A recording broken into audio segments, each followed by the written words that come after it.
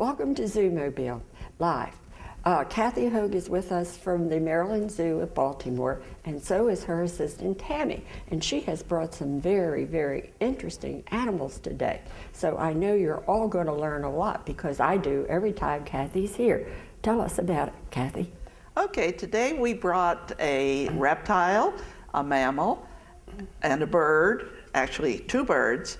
So we'll talk a little bit about the difference between them, and then we'll talk about the animal themselves. The first one, my lovely assistant Tammy is going to bring out, is our Savannah Monitor.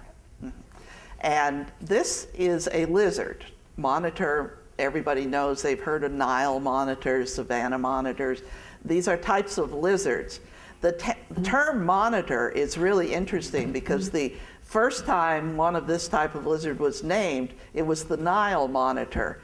And the scientists thought that it was watching for crocodiles. In other words, monitoring where the crocodiles were. And in truth, it was looking for crocodile eggs to eat. Wow. So in a sense, it was watching for crocodiles. So they always thought that if you had a Nile monitor close to you, it was probably going to be a case of crocodiles somewhere in the area.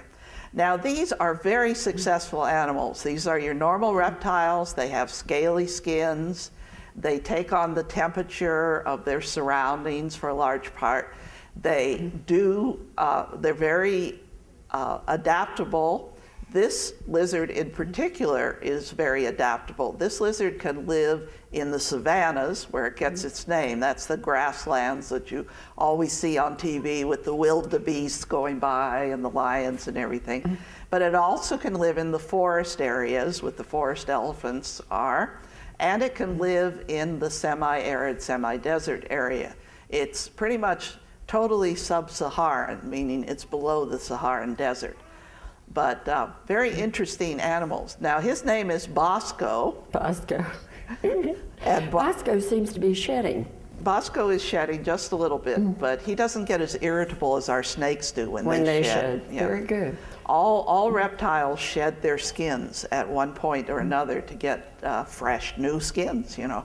We could brush our hair, they can't. So they're shedding. Does Bosco bury? Because he seems to have very nice long talons. Yes, particularly when Bosco is a male, so he wouldn't do this, but when a female monitor lizard or a Savannah monitor would lay eggs, they will bury them either in the ground, or some of them have learned that if I bury my eggs in a termite nest and they hatch, then the baby lizards have the food right there. You know, they don't even have to go out for room service. Room service. You don't have to go out for lunch. Now, what does he eat at the zoo? At the zoo, we feed them little pinkies and mice and earthworms. And in the wild, what they're going to eat is snails. They have blunt teeth. They don't have sharp, gripping teeth like lions and things like that.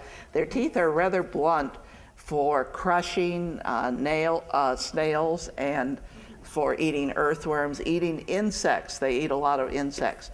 They will eat carrion, and you can tell that Bosco here is warming up under the lights. Yeah, that's why he's moving. He's getting active. Yeah, most reptiles, when they're cool, don't move as much, and Bosco's trying to take off here. Now, Bosco normally would grow to 3 to 4 feet long, and they claim they have seen them as much as 6 feet, but that would be very unusual. Unfortunately, Bosco is what we call an opportunistic eater, meaning that Bosco's going to eat everything in sight. You give it to him, he'll eat it, you know. He's kind of chubby, Kathy. Well, he's a little chubby for his age, which is 2 years. And they have been known to get, there was one horrible picture I saw on the internet of a Savannah monitor that weighed close to 160 pounds. Wow. And it was a case of total overfed. I mean, he was whoomp. And how long was he? Well, he was only about 5 feet. So he must have been. Yeah, he was very fat. and I wouldn't have wanted to pick him up. No. They can attack, they can bite and fight back, but they are pacifists as a whole. And if the attack against them looks really nasty and they don't think they can ward it off, they'll go dead. Just like an opossum, they'll just collapse and pretend they're dead. And sometimes that works. You know, a lot of things don't want to eat dead stuff. Savannah monitors have no problem with that. They'll go out and eat carrion too, Really? if they can find it, yeah. Eggs, carrion, like I say, opportunistic eaters. And how long would they live? They're going to only live between 15 and 20 years. They're not a real long-lived reptile. They are in areas where you have a rainy season and you have a dry season. So you've got 8 months rain, 4 months dry. They will eat every day, just keep eating, eating, eating. Oh my goodness. During the rainy season when there's plenty of food. Then during the dry season, they don't eat at all. So they live off the fat in their body. And that's the reason nature has allowed them to get fat, you know, because they know nature is saying, okay, in your lean season, you're going to live off what's in your body. You're not going to be eating. Well, we humans take these animals and we make pets of them and we try to feed them every day and we end up with fat, unhealthy Savannah monitors. So we try very hard at the zoo to keep them in an environment and feed them on a regular basis, weigh them once a week so that they are monitoring a monitor. They are kept in a manner that we're sure that they're not going to overeat. We do have that problem. Humans are just like animals in a sense. We're food oriented also, and we think, oh, I want this animal to like me, so I'll give it food. Well, with a Savannah monitor, you're not really sure whether it likes you or not, so you don't know. Now you see that tongue that keeps coming out there? It's got a nice long one. They have actually measured that, and he'll stick that tongue out anywhere from 20 to 40 times in a 2-minute period.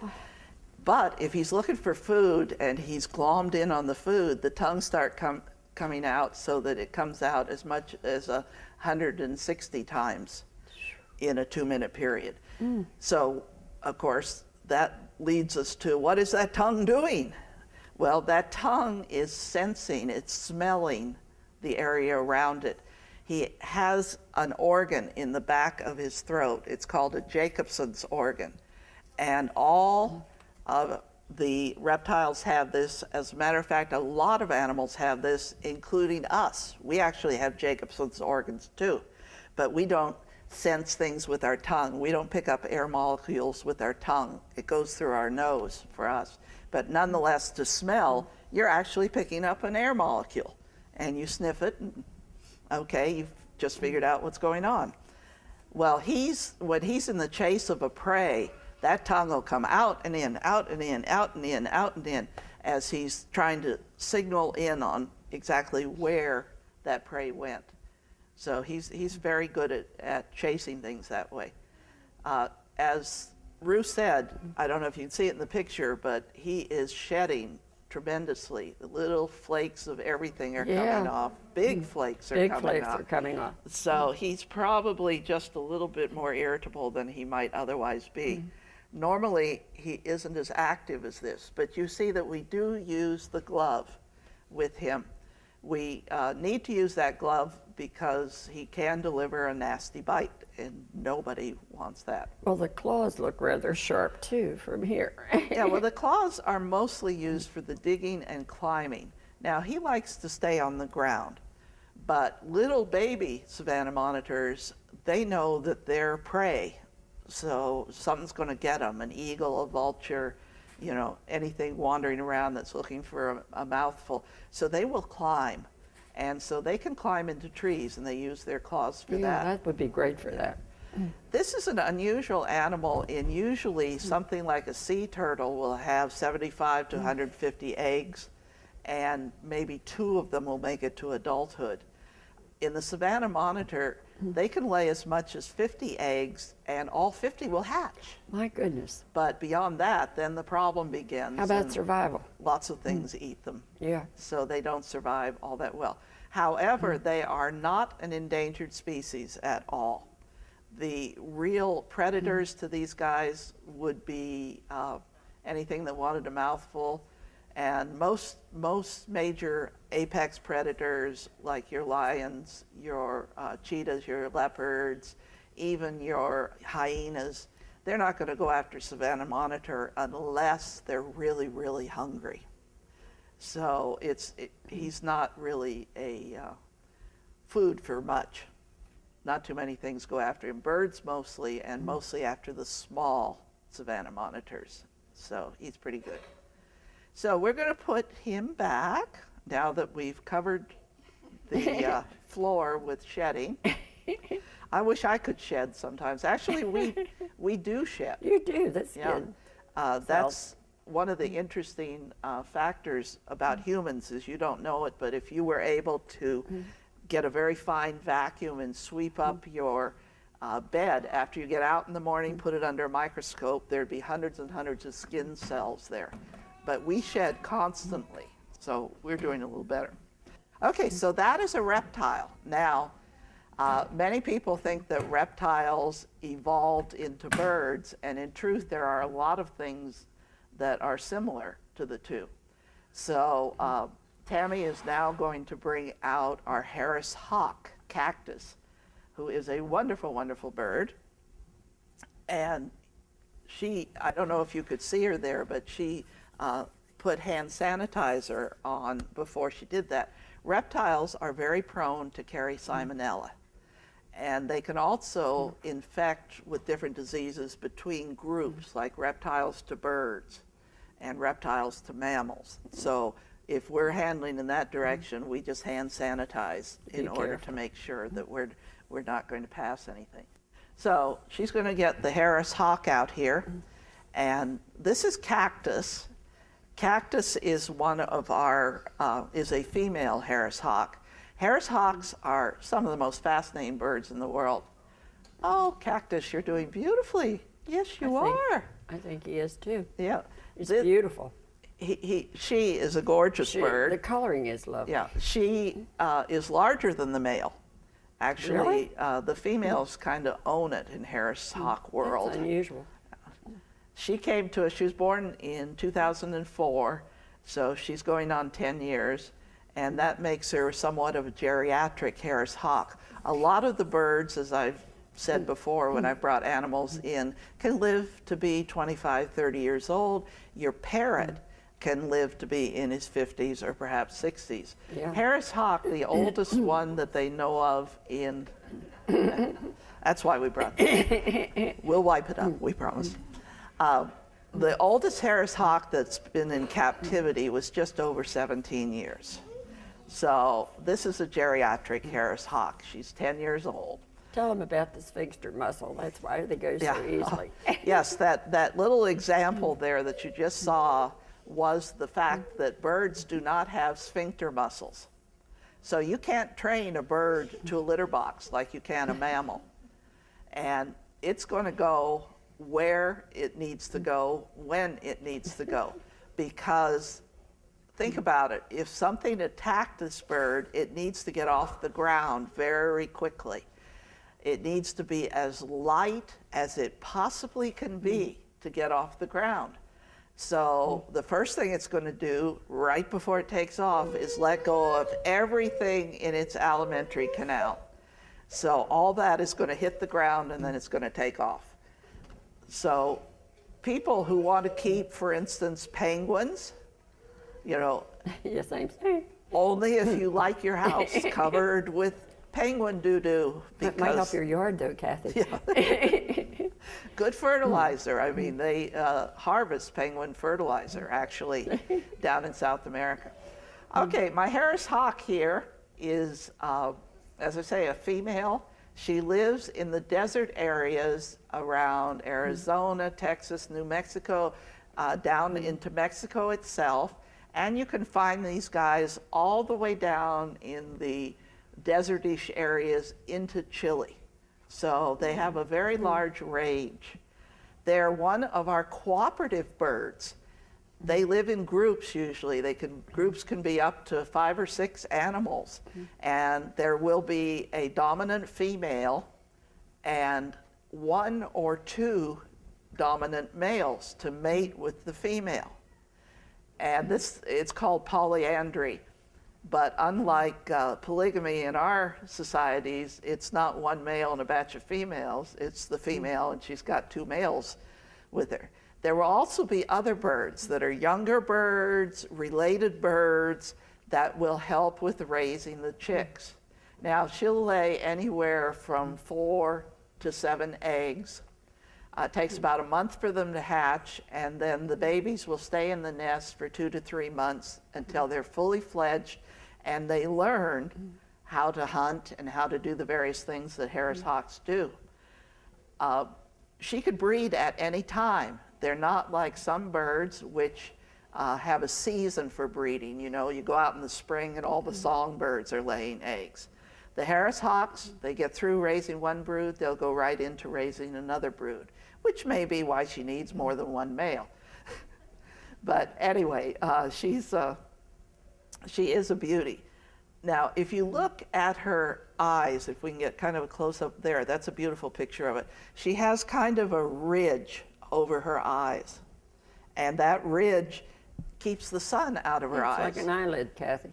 Well, it's more like sunglasses because you can't close it or bring it down. But it looks like that eyelid. Yeah, it looks like, almost like an eyelid for her, and she can actually, you know, when she's looking way out there, and she can see a long ways. I'm not sure exactly how long. Do you know how far?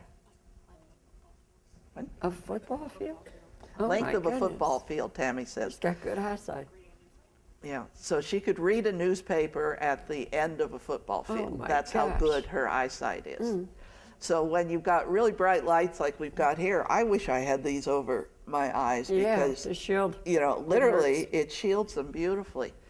So nature has designed her very, very well for that. Now everybody looks at her beak and they say, oh, that's a terrible beak. You know, how can Tammy sit that close? She could attack Tammy with her beak. Well, she could, but she won't.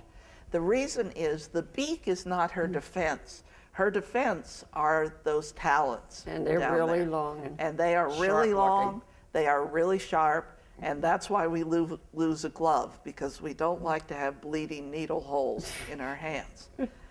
If she were to attack, she would fly and go at you with the talons, or whatever she's trying to catch, or whatever she needs to. She isn't going to go at you with her beak. Are they carnivores? Strictly? Yes, almost completely carnivores. They will eat insects occasionally if there's nothing else, but they like jackrabbits. They like some of the bigger mammals. By bigger, I'm saying like rabbit size as opposed, but they will also eat mice and voles and anything else they can catch in the desert. Now they got a fascinating hunting mechanism on these guys. They can actually, they hunt cooperatively. So one of them will land on a cactus, and again, it's looking at those, you know, quarter of a mile away newspaper print. It's seeing an animal over there. Okay, so it chirps or does whatever, and another one will perch on its head. This is called stacking. And a third one will perch on his head. So they can get higher to see what's out there. Amazing. You know, it is amazing. And up to 5, I understand, will perch that way to catch what they're looking at, Then one of them will take off and harass it, chase it. If it goes to cover, the others will come down, surround the cover, and they'll try to harass it from going out of the cover. If it continues to run, they'll trade off so they don't get tired chasing the thing. Wow. And so if you're a rabbit and a Harris hawk group is coming after you, I don't think you stand a chance. I really don't. Be very unusual. Sound like it, gosh. And as a result, they got the nickname Wolves of the Sky because Sounds they're like a yeah. wolf pack going after everything. They must have a good brain for a bird. Well, yeah, I think they're pretty bright. Yeah. Aren't you, Cactus? Yeah, you're pretty bright. So I've got to be. He's got to be. But the beak is great for tearing the food away. Yeah, I could But think it's that would not work. so strong. It's not even as strong as a parrot's beak that can crush a nut. Really? Yeah. It's a tearing. It's sharp, and it can tear things out. And that's why it's the talons that are the defense on this animal. It's got beautiful wings. Oh, they're beautiful. And Good wingspan, too. yeah, the way it soars is the outer pinions on those wings. It can make like fingers when it's up in the air, and that'll slow it down, you know, so that it can soar and watch for whatever's on the ground. So it's good for Beautifully aerodynamics. designed for that. Yes. And he's got white under him. You're not going to flop. You're not very happy. Yeah, there he is. Tail feathers are pretty, too. Yeah. Beautiful, beautiful birds. He says, "What are you doing to me? What are you doing?" Now, a bird like this, and also a bird like an eagle and some of the other hawks, they look so fierce. So they should have a really fierce call. And I'm going to try to get this call and see if I can get it to play here for the Harris hawk. I bet they can fly fast because with that wingspan, yeah. I'm not sure exactly how fast they go, but Soar. She's looking around. She's looking for the other bird.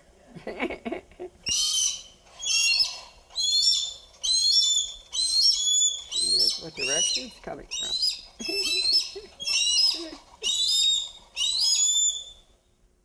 it's going away now, Cactus.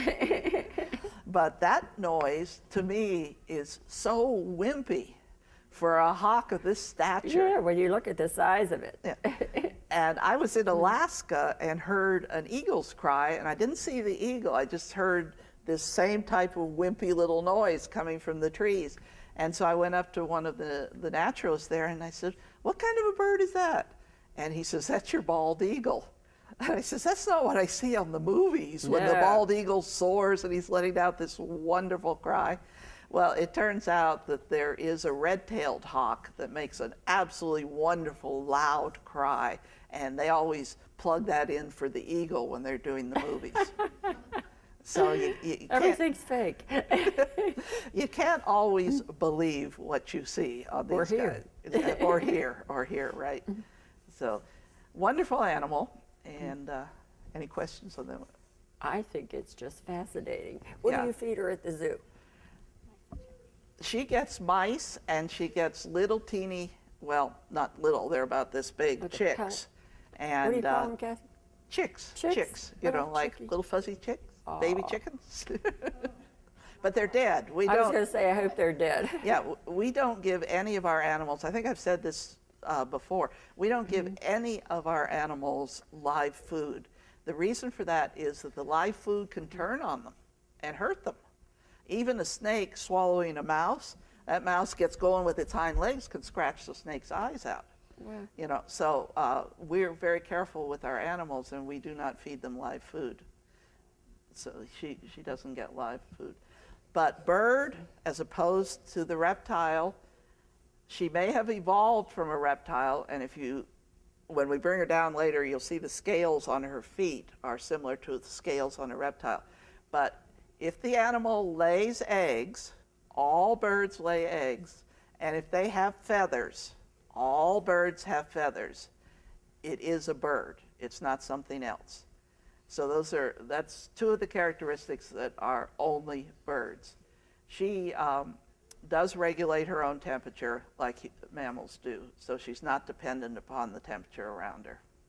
But you don't, you can find birds all the way to each pole, really. They're very adaptive to their environments. So they're a wonderful animal. If I had to only deal with one animal, it would be birds. Birds are just wonderful. Okay, take her away.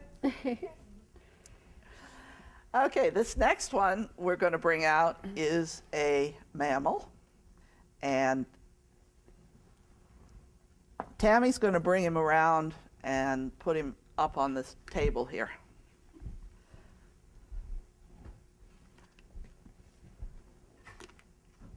You're going to put that down? Yeah, so we protect the table. This is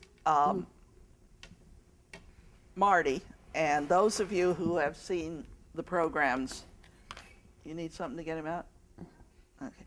Those of you who have seen the Zoomobile programs that we do all year long, Marty has been here before. In fact, Marty goes back almost 10 years coming to Oak Crest. He's Marty's exiting now. Here he comes. Yeah. There, Marty. Hi, Marts. Hi, Marts. Nice seeing you again. Yeah. Hey, Marts. Hey, look what we got, Marts. You interested? He says, I'm not really sure I'm interested. Are we giving him squash? That's what it looks No, this is a banana. Oh, it is? Yeah. Oh, it's with the skin on, that's why. It's hard Now, to Marty recognize. is a mammal, and one of the characteristics of mammals is that they have hair. They also give birth to live young.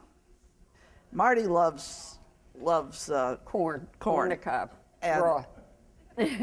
This is another opportunistic eater whom I think would get fat if we let him have anything he wanted. You I'm would not never sure. know it, Kathy, because with all those quills. Yeah. But under here, the tail, when Tammy got him, the tail, they're softer, Yeah. much softer on the tail than Well, they there are no here. quills on the These tail. Are sharp That's why. as needles. Yeah. The tail, he's called a prehensile tailed porcupine because he can actually wrap the tail around a tree limb or something and like that.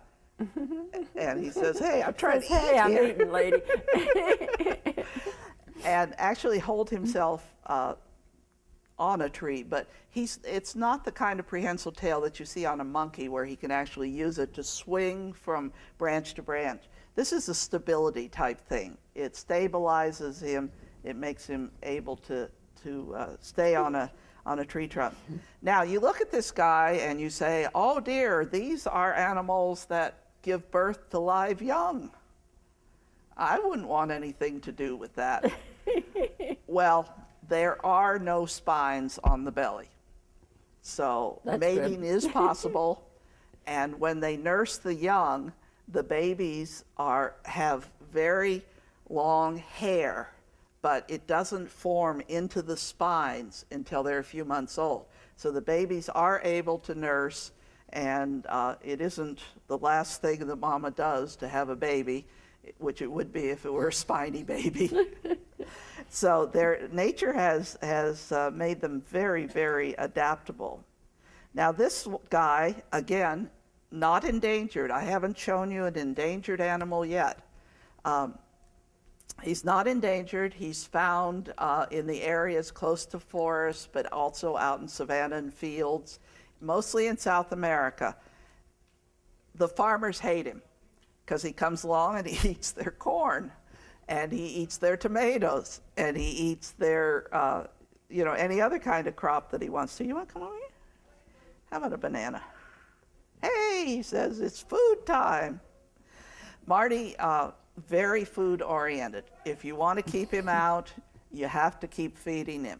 Otherwise, he'll look around and he'll come across me, he'll get down and he'll start running across the floor, which we don't want him to do.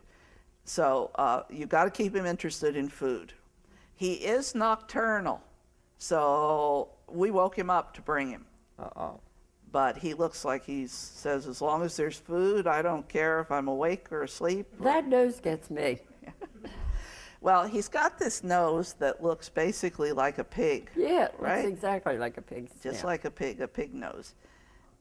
And And they have little ears on the side. little Kathy. I teeny can ears see on the little tiny side, ears. lots of whiskers. Again, Yeah, long whiskers whiskers. are used the same way that cats use whiskers to define the area. Ruth, he says, have you like got me, anything? But I don't have any food. Here's a banana piece. There we go. Now he can stand up tall. See how tall Ooh, he can stand? Oh, yeah. But then and he I'm gets- grabbing for it, too. He gets tired of going up tall, so he grabs Tammy's hand, bring it down, just like any other pet does. If I do that to my cat will bring it down. I Yeah. want to eat this thing and I want to go at the same level. All right, these guys only have, Now, he does not eat the skin. no, he doesn't like banana skin. Besides, Yeah. that's kind of a green banana skin. Yeah. But in general, he eats out of the banana, but he doesn't eat the skin. And sometimes he doesn't do a really, really good job. You This see, he one he left did. a lot of banana in here. So sometimes he knows he's going to get more. What do you want? What do you want? Little That guy. one was a good job, too. Now, these are semi-social animals. They don't live in herds or packs, but you can find a number of them living in the same series of trees. So they can be very social. They only have one baby a year, so there is the potential for them to become endangered, but so far we haven't totally destroyed their habitat, so we haven't yet reached the point where these guys are endangered.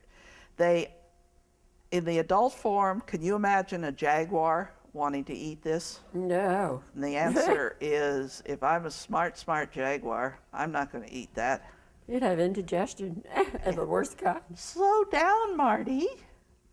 I'm hungry. You're eating so fast. Anyway, Marty, again, is a short-lived animal. He was born in 1999, so Marty's close to 15 now. And he's probably only going to live to be about 20. They only make about 20 Yeah, cats. they're not a long-lived animal. There have been some real records with these animals in captivity. One of them lived almost to 27, so we'll hope Marty's going to be an example of a real record. He's real cute. He is cute. Again, not a good pet. You don't No. want one of these around the house. He's pretty much spends his whole life in trees, but this is the weird thing. He comes down, she would come down to give birth on the ground. And scientists aren't really sure about that, except that maybe the baby is a klutz. And, you know, if you're up in a tree, hanging onto a tree, the only place the baby would have to hang on to Her back. is the back. So maybe we go down on ground to have, give birth to the baby, and for the first couple of days while the baby's getting, you know, solidified and sort of, you know, I now know what to do with my tail, and maybe I know what to do with my hands, and then go up the tree. Because And they have to do that by themselves because she couldn't possibly. no, she'll stay down there with Will she it. stay down Yeah, there with? but pretty much, she's a good mother. She'll watch the baby for a couple months, and like I say, they live in groups, so there'll be young ones in the groups and older ones in the groups. National Zoo was lucky enough to have a baby about 3 years ago, and if any of you work the internet at all, you can just say National Zoo, Prehensile Tailed Porcupine, and they have a tape of that baby when it was young, and it is the cutest thing. It's almost red. It's reddish yellow. Oh my goodness. And the thing with Marty is in here, between the spines, which you can't see all that well, she is yellow. Her body I can is see the yellow here. yeah, Kathy, pretty much right here. yellow. She's yellow. So if you took those black and white spines out, she's pretty much yellow. Okay, porcupines do not shoot spines. They're not going to shoot them at you.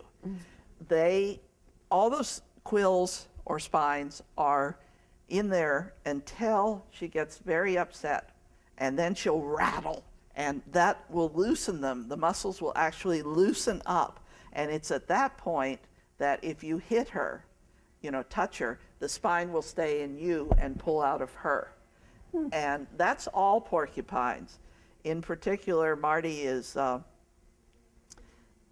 I've had her spines in me when I've tried to pull her to go somewhere and she didn't want to go. And I actually had a series on this down the side of my face when I was a very, very new animal handler, and she wanted to walk up the side of the cage and I wanted her to stay, and I was hanging on the tail and she let go and her whole body came and hit me, and I had like 4 little spines up the side of my Must have face, felt and good. they hurt. I was going to say, must have felt good. Yeah, I guarantee they hurt. So it's not something that you want to do. But on the other hand, you can pretty much cuddle Marty. I mean, he is so nice. I mean, he's not upset, and you can pet him. I'm not going to get any spines in me. What are we down to? Just yeah, okay. Marty, relax. Relax. You'll have more, but keep eating that stuff. Look around and see if you can find anything else to eat before we give you your final. Like I said, Marty is, I don't have it. I don't have it. Marty is food oriented. If you want to keep Marty interested, We can see that. yeah, you're going to food orient him. Marty's time out has maxed out at under an hour. We cannot keep him out under an hour, over an hour, because he runs out of food and he just keeps going. Marty, I don't have it. Yes, I don't have it. There. They have big eyes, Kathy. Yeah, eat a piece of banana. Well, again, big eyes, nocturnal animal. Big nose, nocturnal animal. Can't really see things well, so he has the eyes to make it even bigger, the nose to smell the stuff around That him. nose can smell good. Yeah. Now, Marty is a vegetarian. He's not going to eat meat unless we give him something like, we have a little primate diet that we were feeding him here. So he's going to, here, check out that. You didn't finish that one. He'll eat the primate diet, but in the wild, he's not going to go and eat meat. He's going to eat fruit, vegetables, that type of thing. Occasionally, he might get an insect kind of by mistake, but mostly it's fruit and vegetables. And that's what we feed him. We feed him fruits. I don't have it, Marty. He's going to go for your finger, Kathy. No, he will not bite. No, I know they don't. Yeah, he's not going to bite me. I like the tail much better. Yeah, It's well, softer. The tail is softer and nicer. He does have claws, and these are to cling. He's going to look at Ruth a little bit. Come on, Martz. Ruth doesn't have I don't any. taste like a banana. Okay, we're going to give Mart his last piece here. He loves corn, but we can't feed him exclusively corn because he will get fat. And like all our animals, Marty is weighed once a week. We monitor his diet. His leftovers in the morning are brought out. They're weighed. When he's fed, that's weighed prior to going in. So he's, as soon as he finishes his corn, yes, Marty. Yeah. He really loves that corn on the cob. Yeah. Okay. So Mart's going to go back. Yeah, go ahead and put him back in. You can do it with his heel. Hold on to it, guy. Yeah. Mart is pretty smart. He's not going to let it. See the yellow through here? You Yeah, can you see can the see yellow. it good now, Kathy. Yeah, in that position. All right, Mart, so we're going back.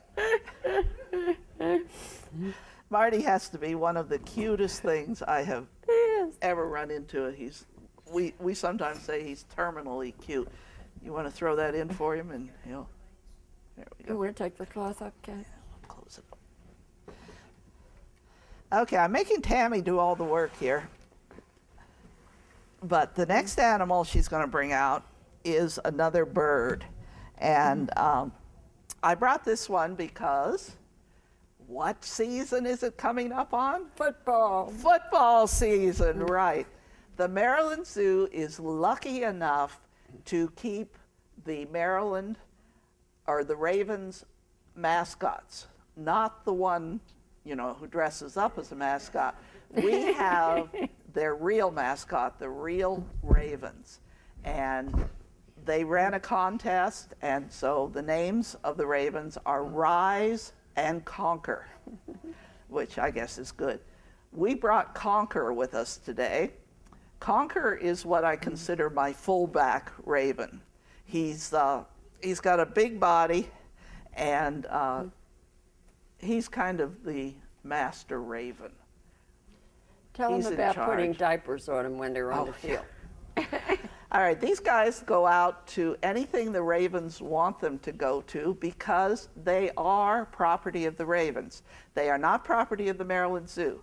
We are contracted to keep them, to teach them, take care of them, do all the medical for them, and whenever the Ravens want them, we go with the birds to whatever the Ravens want us to. For instance, I did practice on Monday at M&T Stadium with them. Is he the dominant raven? Mm-hmm. Yeah, this is our dominant raven. Conquer is the dominant one, and he's the heaviest and most strongly built. His brother Rise is, I call him my Flacco of ravens. He's a skinnier raven. You know, this is Haloti Nada here. Yeah. And the other one is Flacco. So, but they're exceedingly intelligent animals. These are some of the smartest birds you will ever run into. Now, our ravens are a cross between what is called a brown-necked raven and a pied crow. And the reason for that, both of those animals are African animals. And we actually got these guys from a breeder, because in the United States we have what is called the Migratory Bird Treaty Act. And what it basically says is you cannot stop a migratory bird from crossing borders, or you are not supposed to keep them in captivity without a ton of permits and so on.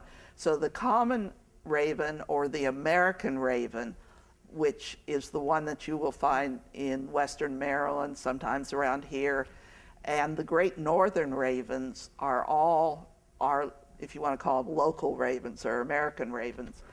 And they're so smart that they're not what we call tractable. They're not easy to train, they're not easy to handle, they're not easy to keep.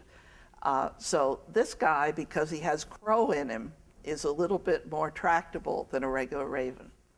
Smart as can be, just really smart. They have done studies with ravens in New Caledonia, where they have actually had to do 8 discrete steps to open a puzzle box to get at something they wanted in the puzzle box. Wow.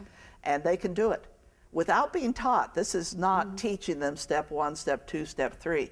This is just having the materials available that will allow them to ultimately get to their goal.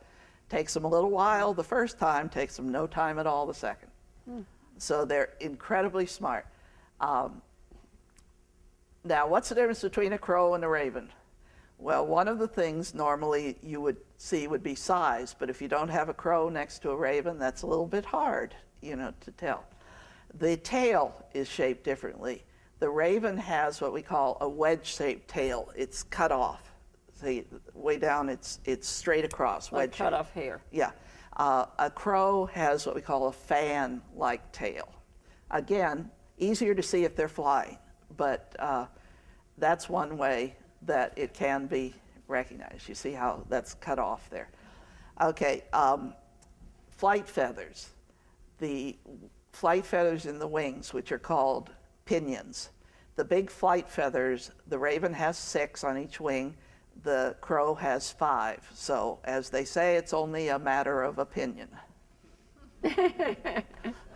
Okay, Kathy. All right, enough of that. Now, these guys are not only not endangered, they're taking over. The last census, which was done in 2012, you know, that annual bird count that you hear about that's done every couple of years, ravens, they counted 2.5 million ravens in the United States, which is a pretty big number. That's a big number. It has gone up since the count before that, up since the count before that. Because these guys are so smart, the healthiest raven that you're ever going to see is the raven that lives near a garbage dump. Because he eats anything. He eats meat, he eats vegetables, he eats fruit. Our particular ravens do not like green vegetables. Does that sound like anybody else? Well, yeah. Okay. Anything they can get, they eat. So where there is more of that around, they're going to be the healthiest things in the area. Now, you could also say that you could tell a raven from a crow in that crows are in groups called murders, lots and lots of crows together. Ravens are not usually in groups. However, raven teenagers run around in groups, and it's kind of like, I'm going to date you today, and I'll date you today, to determine who they're going to pair up with. So you'll see young ravens in groups, whereas your adult ravens, you'll see pairs usually around. They do, quote, mate for life, as my husband says, like Catholics and swans, you know. But mating for life, just like it is with humans, is a thing. If your spouse dies, you know, the chances are you'll find another one, maybe, maybe not, but mating for life is if the mate is available. If a raven mate dies, he'll find another mate, or she will find another mate. So in birds as well as humans, it's a matter of the mate has to be there and available. If they're not, well, then they'll go to another one. They won't sit around and, you know, wonder what happened to their mate and end their days as a solitary raven. Although they might think they would, right? Now, what do you feed her What do we feed her? at the zoo? She gets, this is a he. Okay. He gets vegetables, he gets fruit, and he gets Iam's dog chow. Really likes that. Then they get some meat, which is a special blend of meat that's actually made up for big cats, but we give Ground it to beef the or raven. something? It's like a ground beef, but it has vitamins and a few other things in it. They get a little bit of that. Now these guys are smart enough that they'll hide, if they're not hungry, they'll hide the good stuff. And our ravens will hide it from each other. And they'll look my around to see if the other one's looking at them, and they'll go and hide it. And if they think they were caught hiding it, they will actually go back and they'll hide it again. So they're kind of crazy that way. Tell them about the diapers, because I think Okay. that's really good. Yeah, Ruth wants us to talk about the diapers. When they go out to a game, we actually have this thing that looks like an apron that fits over them and comes down over their tail. And in it, it has the sanitary napkin. And this is supposed to stop them from going to the bathroom on the field, to keep the field nice.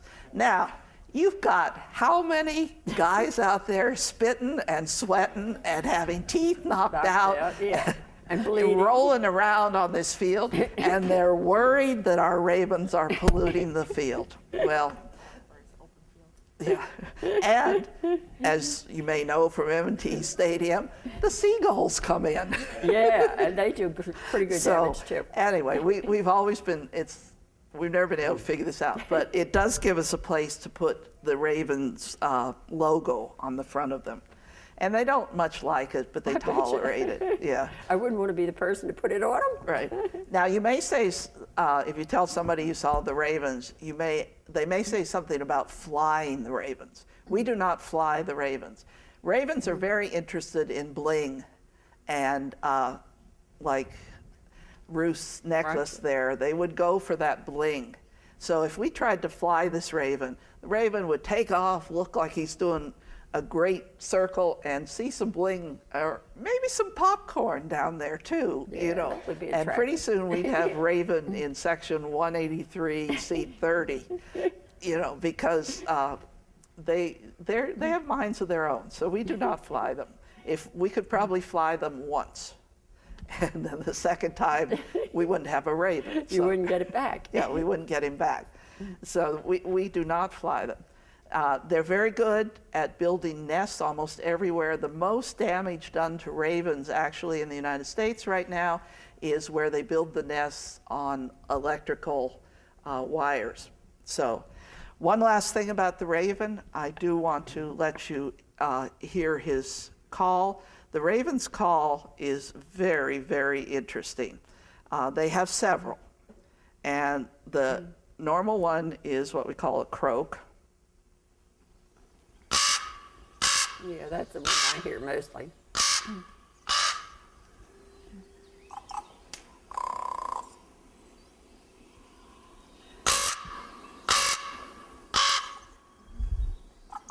He's looking around. We also have a knocking call, what they call a knocking call, and this one you can hear miles away almost.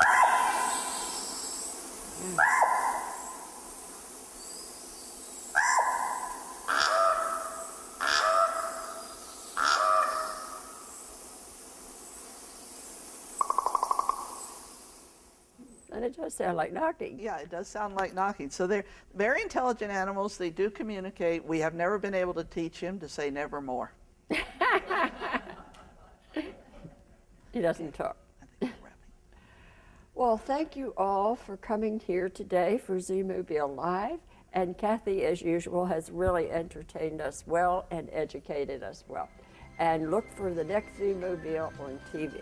Thank you for coming. Thank you for bringing all these lovely animals.